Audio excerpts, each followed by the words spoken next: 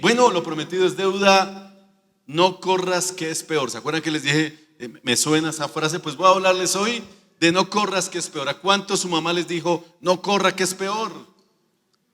¿Cierto? Con la chancleta, con la correa, con una olla express, con el cable de la plancha. Vamos a hacer sanidad porque no corra, que es peor nos trae recuerdos, ¿cierto? Y hoy con esta expresión pues me quiero referir a la acción que tomamos en muchas ocasiones, usted y yo, frente a la presión de los problemas, ¿cierto? Salir corriendo, o frente al llamado y al proceso de Dios. Cuando tenemos problemas, en ocasiones no queremos ponerle la cara.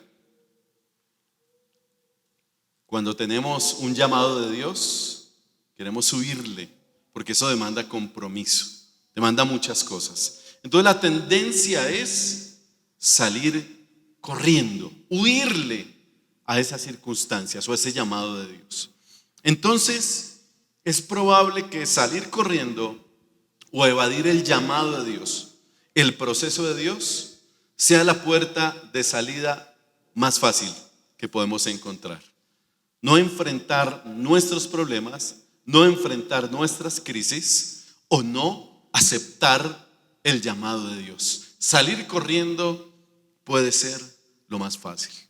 Y en estos días hemos pensado en eso. ¿Por qué nosotros tenemos que salirle corriendo a los amigos de lo ajeno?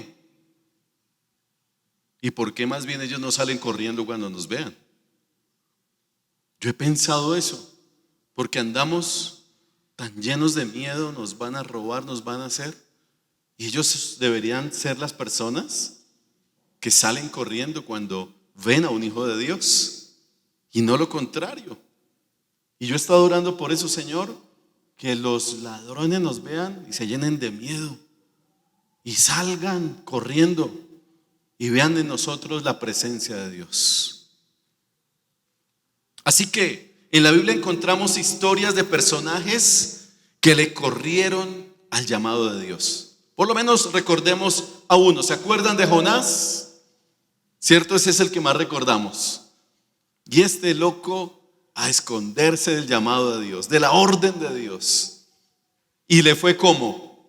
Pues fue peor. A ese sí le sale: Jonás, no corras, que es peor.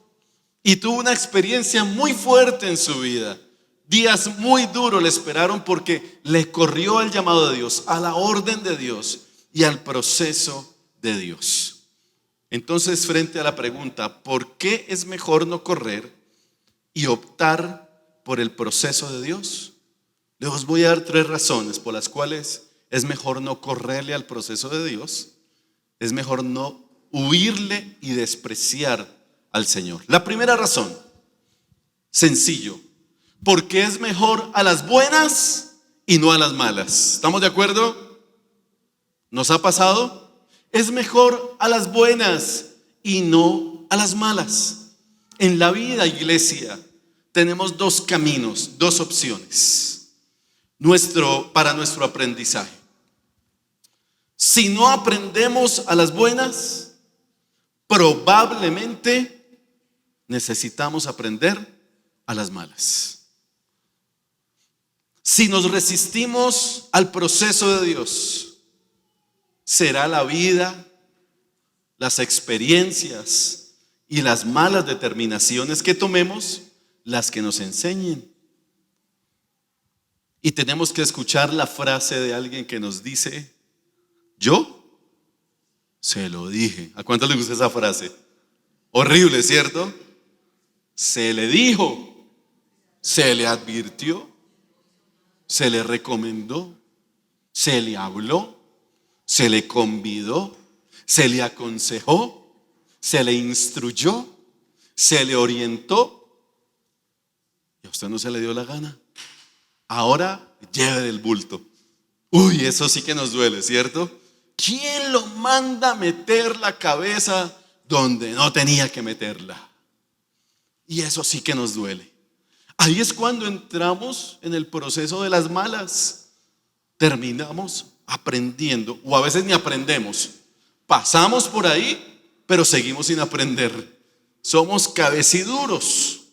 Entonces, tenemos dos caminos, a las buenas o a las malas. Y por eso dicen por ahí que la buena vida cansa y la mala ¿qué? Amansa. Primera de Proverbios 18:49. ¿Cierto? Eso es sabiduría popular, pero tiene toda la razón.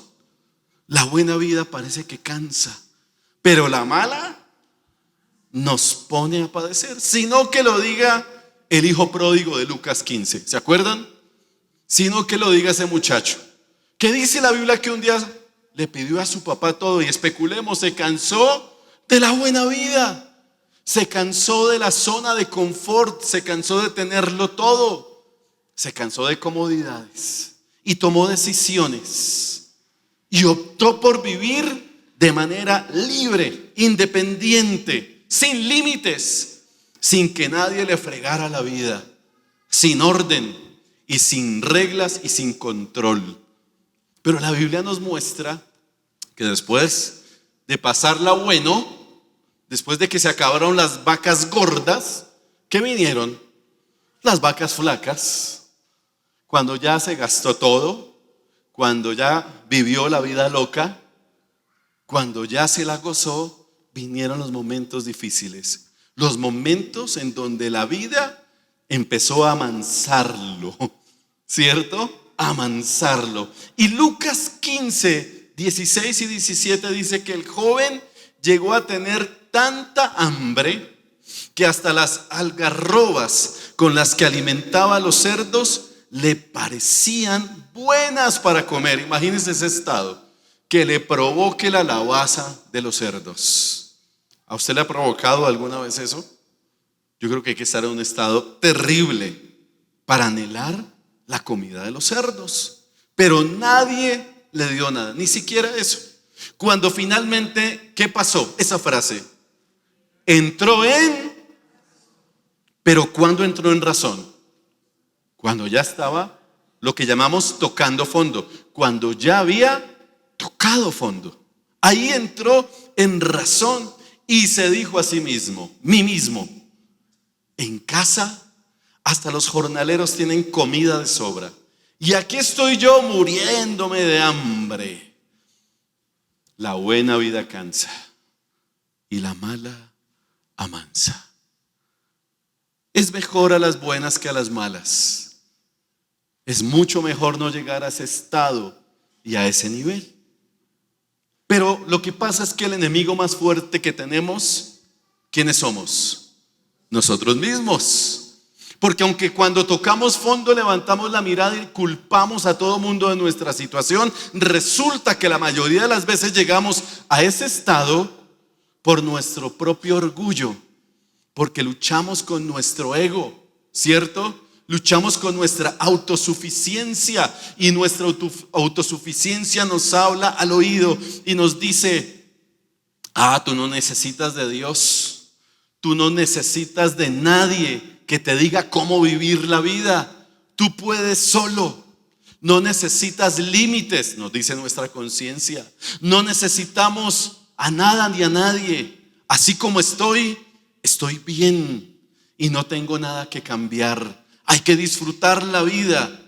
Entonces el orgullo y la autosuficiencia me llevan a pensar que yo me las sé todas. Que yo me las sé todas. Y se nos alborota el síndrome del sabelotodismo. Y ahí ese orgullo, ese enemigo, que soy yo mismo, empieza a actuar y a crecer. Y cuando el orgullo y la autosuficiencia guían nuestra vida, pues nos espera un camino llamado humillación. ¿Y a quién le gusta ser humillado? A nadie. A nadie le gusta ser humillado, porque la humillación avergüenza, porque la humillación es terrible. La humillación también marca el corazón, marca la vida, trae una vergüenza muy fuerte. ¿Y qué dice Proverbios 29, 23? Pues precisamente dice, el orgullo, ¿qué? termina ¿en dónde? En humillación. Mientras que la humildad, ¿qué? Trae honra. Entonces, ¿qué necesitamos para no tener que aprender a las malas? Necesitamos algo que se llama humildad. Y eso lo necesitamos desarrollar en nuestra vida, en nuestra relación con Dios. A veces tenemos que aprender humildad a las malas, porque si no aprendemos a las buenas, toca a las malas. La humildad, iglesia, es el mejor camino. ¿Por qué? Porque ella me permite aceptar que soy vulnerable, que soy frágil, que tengo grietas, que tengo heridas y que necesito primeramente de Dios, que necesito de la gracia, de la dirección, del acompañamiento de Dios, de su Espíritu Santo, y que necesito aceptar su proceso en mi vida, que no puedo solo. Debo tener la humildad suficiente para reconocer mi necesidad de Dios, mi necesidad de un proceso que me lleve a ser transformado y que me lleve a ser moldeado en mi carácter. Todos necesitamos ser moldeados en nuestro carácter. Todos. Porque todos tenemos grietas. Porque todos tenemos chichones, golpes en la vida que nos han modificado, que nos han llevado a blindarnos, que nos han llevado a ser orgullosos, que nos han llevado a tomar actitudes y malas decisiones y determinaciones en la vida. Porque ahí va la terquedad. ¿Cuántos tercos hay acá? Si yo preguntara, más de uno levanta la mano, ¿cierto? Yo soy terco. Y decimos, donde meto la cabeza, por ahí me voy. Pero en esa metida de cabeza nos hemos pegado unos golpes, como dicen los boricuas, unos cantazos, dicen ellos. Unos golpes durísimos. Y a esos golpes ¿qué nos dejan? Pues machichones. Entonces esos procesos a veces no son tan buenos, porque a veces a las malas salimos más heridos. Hay gente que le dice, no, a mí me gusta aprender a las malas, a las patadas. Cada patada que usted recibe es una herida más en su corazón. ¿Por qué anhelar patadas? ¿Por qué anhelar calvazos? ¿Por qué anhelar golpes si el Señor nos tiene un proceso glorioso en sus manos? Humildad. Lamentablemente nos pasa lo del hijo pródigo, que entramos en razón cuando tocamos fondo, cuando el hambre apremia, cuando solamente hay algarrobas para comer, cuando no hay nada más en la vida, cuando ya no están los amigos, cuando nos quedamos solos. Y ese es el resultado de correr ante el proceso de Dios y de despreciar al Señor. Hoy el Señor te dice, no desprecies mi proceso, porque es mejor mi proceso a las buenas y no tu proceso a las malas. Tú decides. Cuando uno le dice a las personas, ven al proceso, de la gente se asusta como si Dios fuera un Dios terrorífico. Cuando desprecias el proceso de Dios, también lo desprecias a Él. Y el desprecio tiene un alto costo en nuestra vida.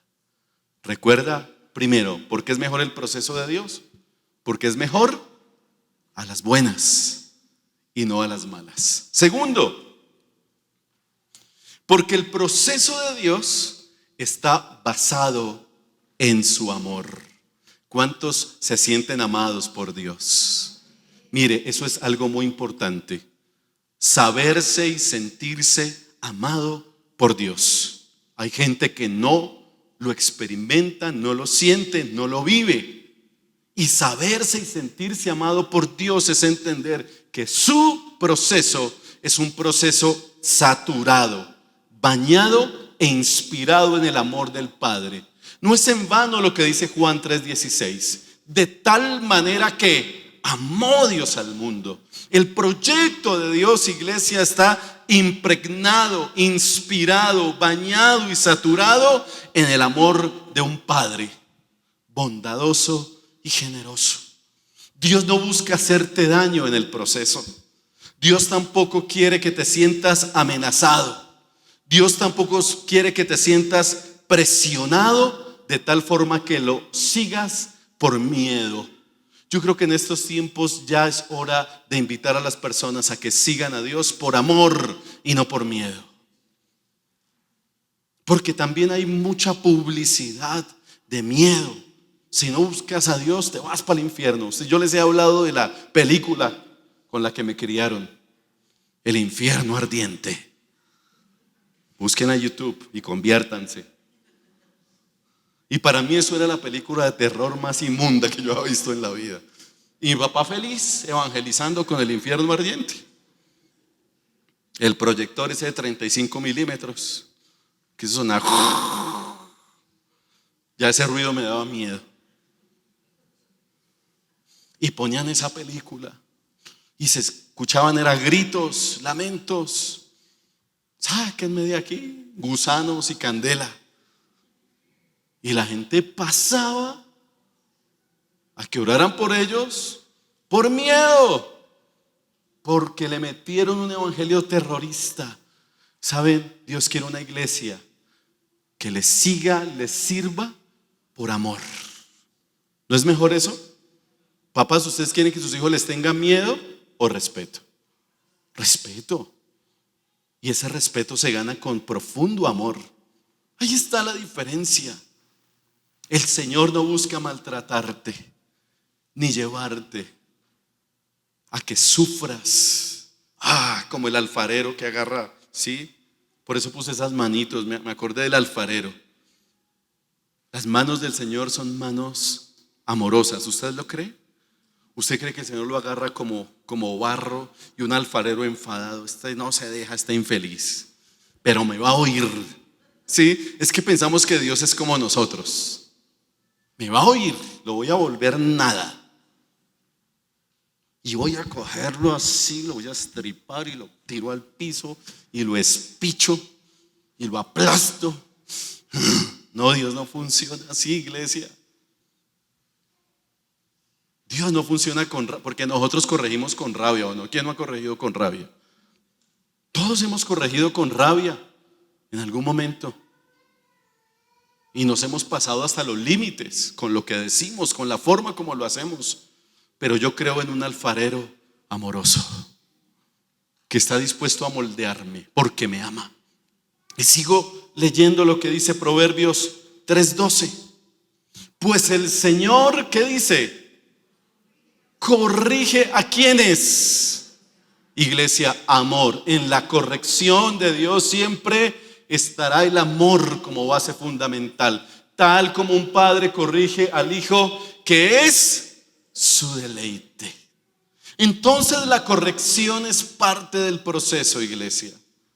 La corrección es importante. Y por supuesto que nos gusta ver a ese padre amoroso que les describí. Pero ojo, yo tengo un padre amoroso, pero no permisivo.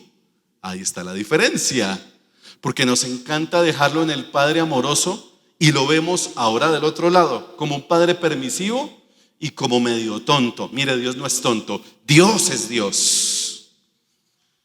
Y no lo podemos dejar en esa perspectiva permisiva y ese Dios del que a veces se predica, que le da a sus hijos todo lo que se les antoja y se les da la gana para tenerlos contentos y para calmar sus pataletas. Yo no creo en ese Dios. Yo creo en un Dios que no es permisivo y que a quien ama, corrige.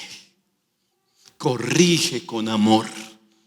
Papás, ¿no hemos hecho esa tarea? Corregimos a nuestros hijos, inspirados ¿en qué? En el amor. Porque el amor nos lleva a querer lo mejor para ellos, que tomen mejores determinaciones en la vida, que les vaya bien. Pero por eso es mejor la corrección a tiempo. Y tenemos un padre que no es permisivo. Porque en donde no hay corrección, no hay amor. Si a usted no lo corrigieron, le tengo una noticia. No lo amaban, papá. Ahorita pasa aquí adelante y oramos por usted. Si usted es pataletoso, caprichoso, algo anda mal.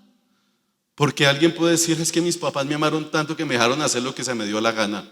Malas noticias, no lo amaron. No lo amaron, compadre o comadre.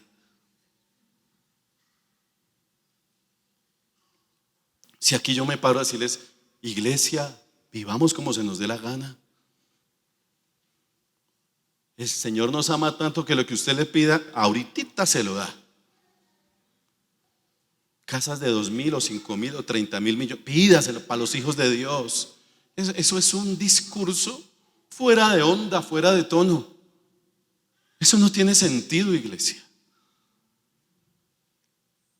Dios no quiere hijos pataletosos, como usted y yo tampoco los queremos. Y Dios no es tonto, permítame. Dios es un padre responsable, sabio, que corrige a sus hijos porque los ama. Bienvenida a la corrección de Dios a nuestras vidas. Por eso utiliza escenarios como el desierto, la prueba, eso que le tenemos tanto miedo, ¿cierto? La prueba, el desierto, a todos nos llega, la necesitamos. Y Él lo utiliza no para castigarnos ni torturarnos, pero quizá la utiliza para que aprendamos, para llevarnos a momentos de aflicción. ¿Quién no ha pasado por aflicción? ¿Quién no ha pasado por esos momentos críticos? Pero ser afligidos no es lo mismo que ser torturados.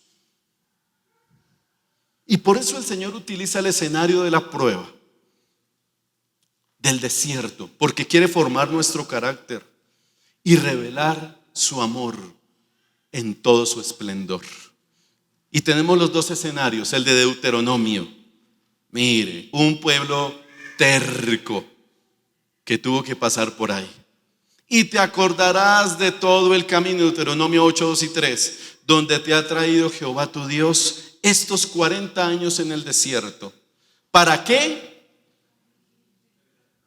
Afligirte, para probarte, para saber qué, lo que había en tu corazón, si sabías de guardar o no sus mandamientos, y te afligió y te hizo tener hambre y te sustentó con maná. ¿Sí ve el balance de Dios?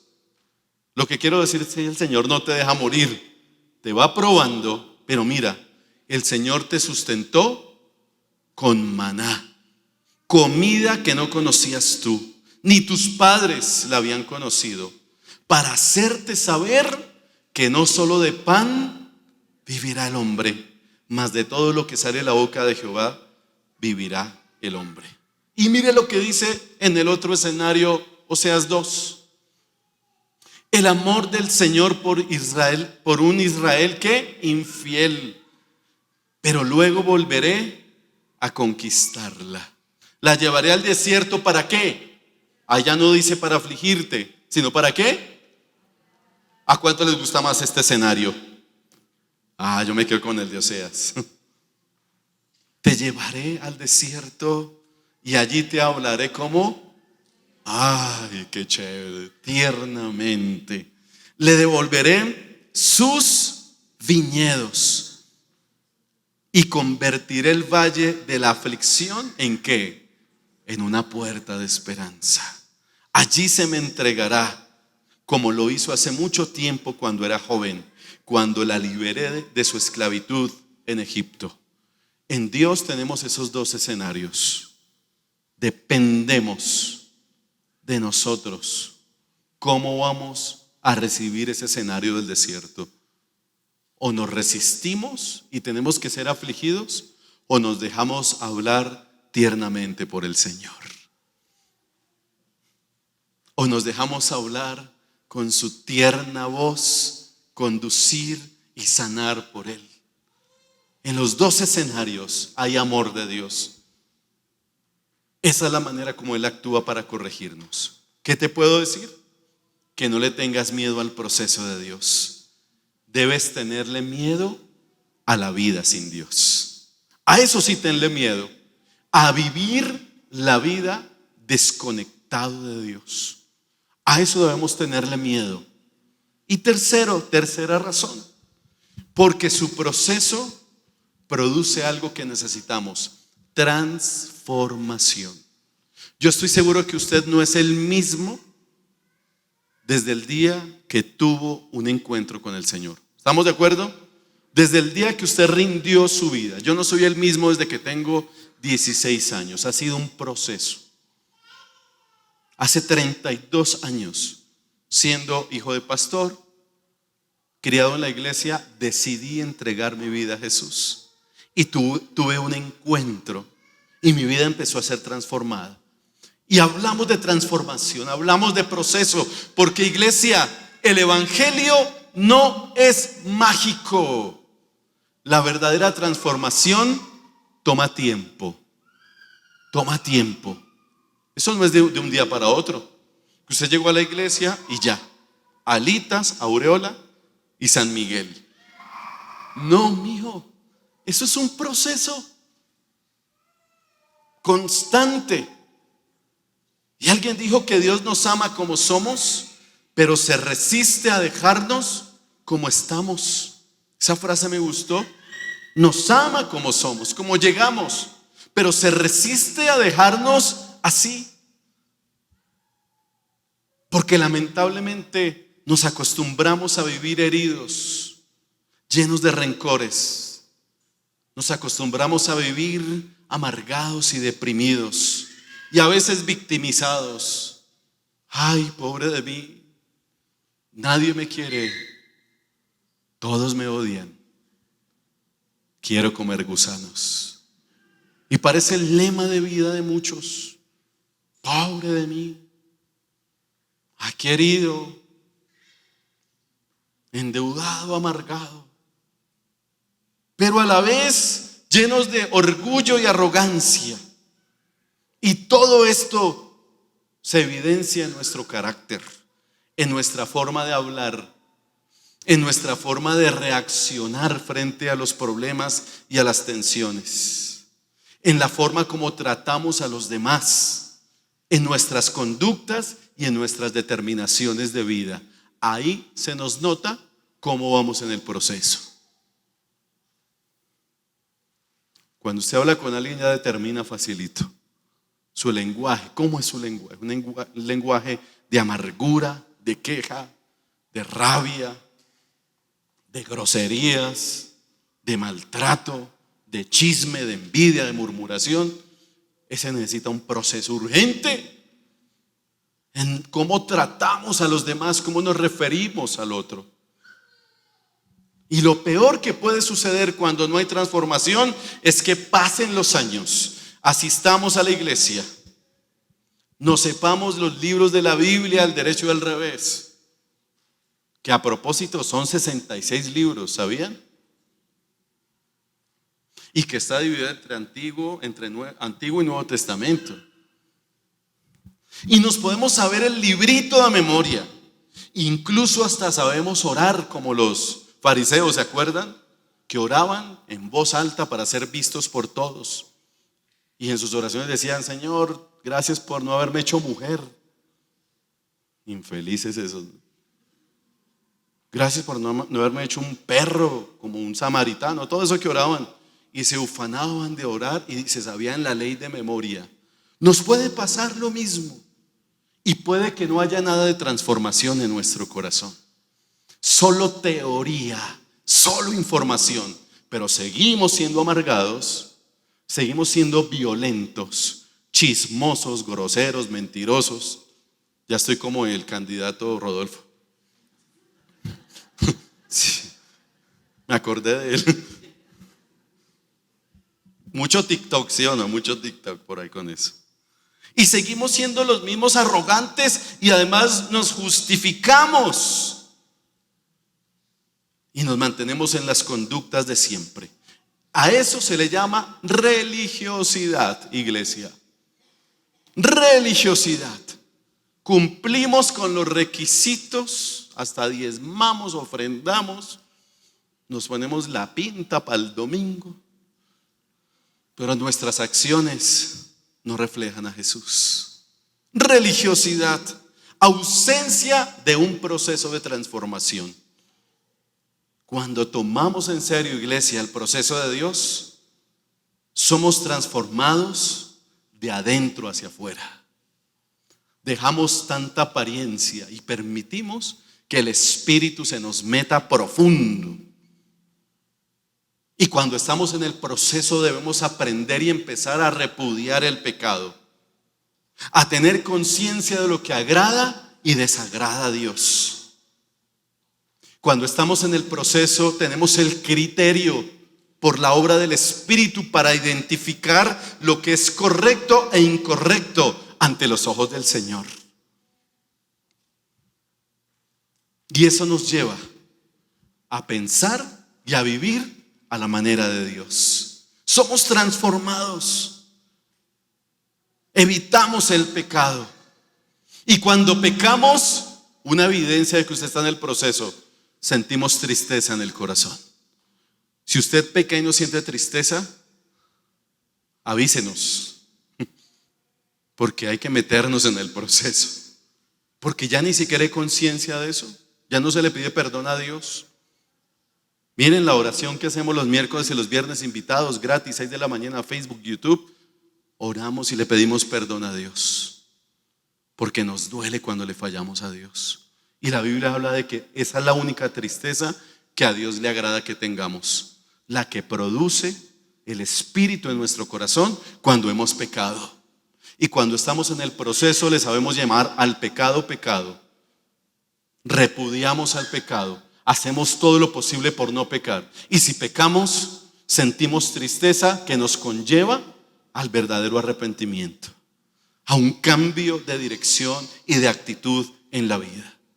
Por eso será necesario que oremos todos los días como el salmista y que no nos conformemos como estamos, que siempre anhelemos ser transformados en el proceso de Dios, que anhelemos ser perfeccionados hasta que lleguemos a la estatura de la plenitud de Cristo Jesús. Y el Salmo 139 dice, 23 y 24, examíname, oh Dios, y conoce mi corazón, pruébame y conoce los pensamientos que me inquietan. Mire, clave esto, iglesia, señálame cualquier cosa en mí que te ofenda y guíame por el camino de la vida eterna. El proceso en el Señor trae transformación. El que era mentiroso ya no es más mentiroso. El que era mala paga ya no es mala paga. El que era grosero y ofensivo ya no es grosero y ofensivo. El que era machista ya no es machista. Dicen los hombres amén. Gracias. El que era orgulloso y arrogante ya no es orgulloso y arrogante. El que era perezoso ya no es perezoso, ahora es diligente. ¿Sí se dan cuenta del evangelio? Eso no es nomás decir, no, yo no le hago mal a nadie, yo no robo, no fumo, no tomo y soy marido de una sola mujer. No, papá, eso es más allá. Conductas, práctica, cotidianidad.